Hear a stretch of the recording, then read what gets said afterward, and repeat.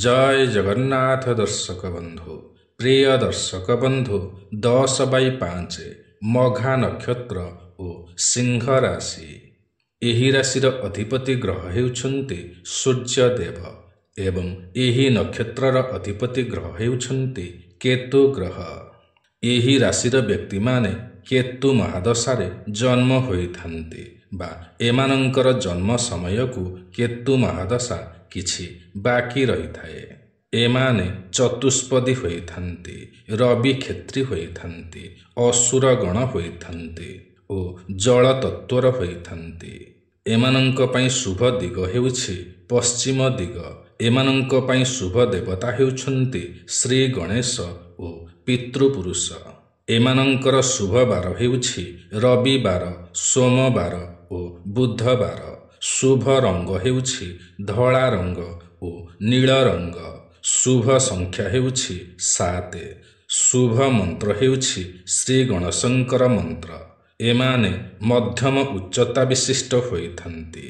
एमानंकर शरीर केशयुक्त होइथाए ओ मुंडरे केश लंबा ओ घंच होइथाए।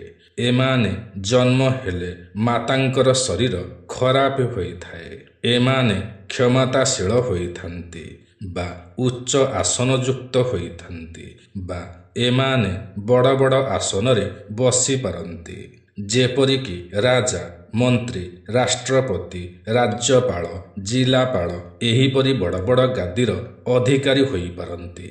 एमाने बहुत साधु प्रकृतिर होइथान्ति। एमाने अन्य मानंकु ठकिबाकु भल पांति नाही। लक्ष्य स्थल रे पहुँचीबार लक्ष्य एमानंकर रही थाए बा जीवनर एहा ही एमानंकर लक्ष्य अटे। एमाने वंश परंपरा को बहुत भल पाई थान्ति। एमाने नैतिक होइथान्ति। नैतिकतार एमाने एक ज्वलंत उदाहरण होइथान्ति। एमाने अन्य मानंकु सम्मान देइथान्ति ओ अन्य मानंक ठारु मध्य एमाने सम्मान पाइथान्ति। एमाने कठिन परिश्रमी होइथान्ति। एणु सबु क्षेत्र रे एमाने कठिन परिश्रम करिथान्ति। बड़ बा वयोज्येष्ठ मानंकु सम्मान करिथान्ति। उच्च पदस्थ व्यक्ति को सम्मान देइथान्ति। एहा एमानंकर एक भल गुण होइथाए। एमाने भाग्यवान होइथान्ति। सबु विद्यारे एमाने पारंगम होइथान्ति।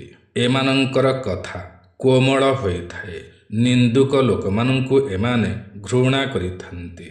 एमाने ईश्वर विश्वासी होइथान्ति ओ ईश्वरंकु मध्य भय करिथान्ति। एमाने अत्यंत भल लोक होइथिबारु एमानंकर अनेक गुप्त शत्रु माने थान्ति। एमाने सेवाकारी होइथान्ति। एमाने परोपकारी होइथान्ति। एमाने पुरस्कार पाइथान्ति। समाज रे मान सम्मान पाइथान्ति। एमाने बहुत सांस्कृतिक कार्यक्रम रे अंशग्रहण करिथान्ति एवं भलरे परिचालना मध्य करिथान्ति। एमाने बहुत इमोशनाल होइथान्ति। एमाने बहुत धैर्यवान होइथान्ति। निज प्रोफेशन रे एमाने हेड होई पारन्ति। एमाने वस्तु भोगी होइथान्ति बा भल भल दामी दामी जिनिष पत्रर भोग विलासी होइथान्ति। एमाने भल नेता मध्य होई पारन्ति। एमाने समाज रे उच्च पदस्थ होइथान्ति। एमाने धनी होइथान्ति। एमानंकर बहु मित्र होइथान्ति।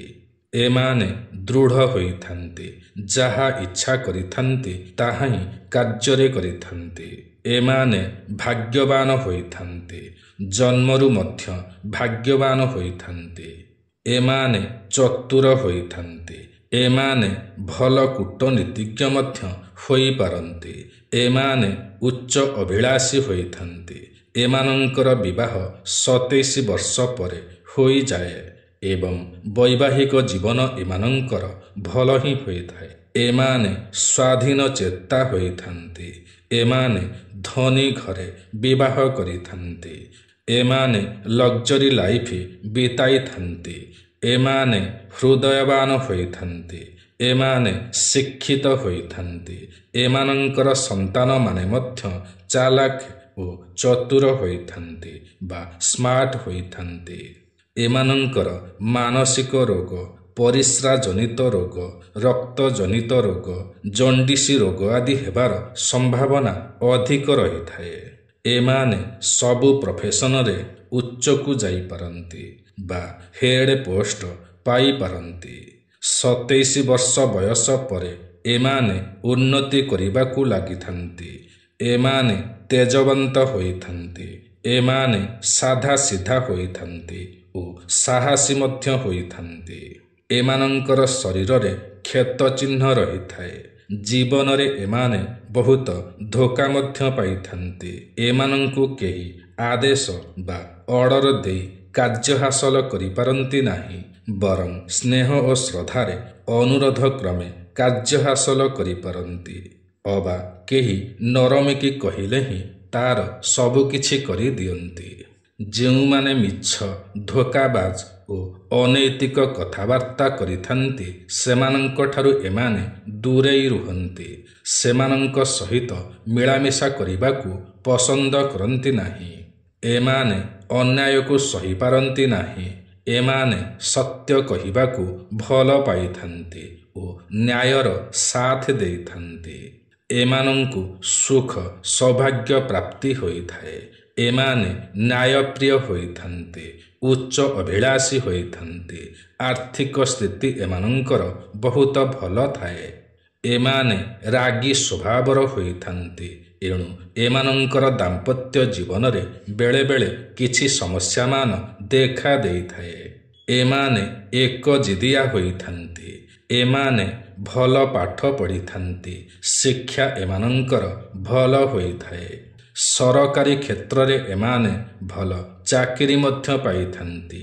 ନିଜ ପରିବାର ଓ ନିଜ ସାଙ୍ଗସାଥୀଙ୍କୁ ଏମାନେ ବହୁତ ଭଲ ପାଇଥାନ୍ତି। ଏମାନେ ଭଲ ସ୍ୱଭାବର ହୋଇଥାନ୍ତି।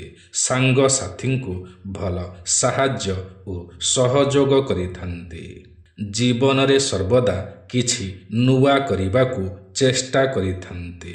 ଏମାନଙ୍କର ଅନେକ ପ୍ରଶଂସକ ରହିଥାନ୍ତି ଏବଂ ଏମାନଙ୍କ ଆଡ଼କୁ ଅନେକ ଆକର୍ଷିତ ହୋଇଥାନ୍ତି। ଏମାନଙ୍କର କଲଚର, ସଂସ୍କାର ବହୁତ ଭଲ ହୋଇଥାଏ। ଏମାନେ ଜୀବନର ଛୋଟ ଛୋଟ ସମୟକୁ ସେଲିବ୍ରେଟ୍ କରିଥାନ୍ତି। କେହି ଏମାନଙ୍କୁ ଅପମାନ କଲେ ତାଙ୍କୁ କେବେ ବି ଛାଡ଼ନ୍ତି ନାହିଁ। ଏମାନେ ଜୀବନରେ ଯାହା ବି ଚାହାନ୍ତି ତାହା ଭଲ ଓ ସୁନ୍ଦର ଚାହିଁଥାନ୍ତି। ସ୍ୱାମୀ ହେଉ, ସ୍ତ୍ରୀ ହେଉ, ଗାଡ଼ି ହେଉ, ଘର ହେଉ, ଯାହା ବି ଇଚ୍ଛା କରନ୍ତି ଭଲ ହେବା ଆବଶ୍ୟକ ଓ ସୁନ୍ଦର ହେବା ଆବଶ୍ୟକ।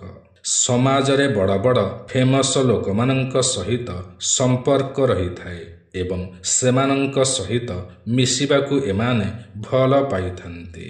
ଏମାନେ ଜୀବନରେ ନିଶ୍ଚୟ ରୂପେ ଲକ୍ଜରୀ ଲାଇଫ୍ ପାଇଥାନ୍ତି। ଏମାନେ ନିଜ ସନ୍ତାନମାନଙ୍କୁ ଉଚ୍ଚ ପଦସ୍ଥ କରିବାକୁ ବା ସେମାନଙ୍କୁ ଭଲ ପୋଜିସନକୁ ଆଣିବାକୁ ବହୁତ ଚେଷ୍ଟା ମଧ୍ୟ କରିଥାନ୍ତି। ଏହି ରାଶିର ବ୍ୟକ୍ତିମାନେ ସର୍ବଦା ସୂର୍ଯ୍ୟଙ୍କୁ ପୂଜା କଲେ ଓ ସୂର୍ଯ୍ୟଙ୍କୁ ଅର୍ଘ୍ୟ ଦେଲେ ଏବଂ ପ୍ରତିଦିନ ଓସ୍ତ ଗଛକୁ ପୂଜା କରି ତାର ପରିକ୍ରମା କଲେ ଏମାନଙ୍କର ସମସ୍ତ ଦୁଃଖ ସମୟ ଦୂର ହୋଇଥାଏ। ଷ୍ଟ୍ରଗଲ୍ ଲାଇଫ୍ ଏମାନଙ୍କର ସକ୍ସେସ୍ ଲାଇଫରେ ପରିଣତ ହୁଏ ଓ ଜୀବନରେ ନିଶ୍ଚୟ ଲକ୍ଜରୀ ଲାଇଫ୍ ମିଳିଥାଏ। ତେବେ ପ୍ରିୟ ଦର୍ଶକ ବନ୍ଧୁ, ଏହା ତ ଥିଲା 10/5 ମଘା ନକ୍ଷତ୍ର ଓ ସିଂହ ରାଶି ବିଷୟରେ। ଆଜିର ଏହି କାର୍ଯ୍ୟକ୍ରମଟି ଆପଣଙ୍କୁ କିପରି ଲାଗିଲା ନିଶ୍ଚୟ କମେଣ୍ଟ କରି ଜଣାଇବେ। ଯଦି ଆଜିର ଏହି କାର୍ଯ୍ୟକ୍ରମଟି ଆପଣଙ୍କୁ ପସନ୍ଦ ଆସିଥାଏ ତେବେ ଗୋଟିଏ ଲାଇକ୍ ନିଶ୍ଚୟ କରିବେ। ଯଦି ଆପଣ ଆମର ଏହି ୟୁଟ୍ୟୁବ୍ ଚ୍ୟାନେଲ ଓଡ଼ିଆ ଜ୍ଞାନସାଗରରେ ନୂଆ ଅଟନ୍ତି ଏବଂ ଏଯାଏଁ ସବସ୍କ୍ରାଇବ୍ କରିନାହାନ୍ତି ତ ତୁରନ୍ତ ସବସ୍କ୍ରାଇବ୍ କରି ନିଅନ୍ତୁ, କାରଣ ଆମର ଏହି ୟୁଟ୍ୟୁବ୍ ଚ୍ୟାନେଲରେ ଏହିପରି ଅନେକ ଭଲ ଭଲ ଭିଡ଼ିଓମାନ ସର୍ବଦା ଅପଲୋଡ଼ କରାଯାଇଥାଏ, ଯାହାକି ଆପଣଙ୍କର ଜ୍ଞାନର ସୀମାକୁ ବଢ଼ାଇଥାଏ। ତେବେ ଆଜି ପାଇଁ ଏତିକି। ପୁଣି ଦେଖା ହେବ ଆସନ୍ତା ନୂଆ ଏକ କାର୍ଯ୍ୟକ୍ରମରେ। ସେ ପର୍ଯ୍ୟନ୍ତ ଆମକୁ ବିଦାୟ ଦିଅନ୍ତୁ। ଜୟ ଜଗନ୍ନାଥ ଦର୍ଶକ ବନ୍ଧୁ।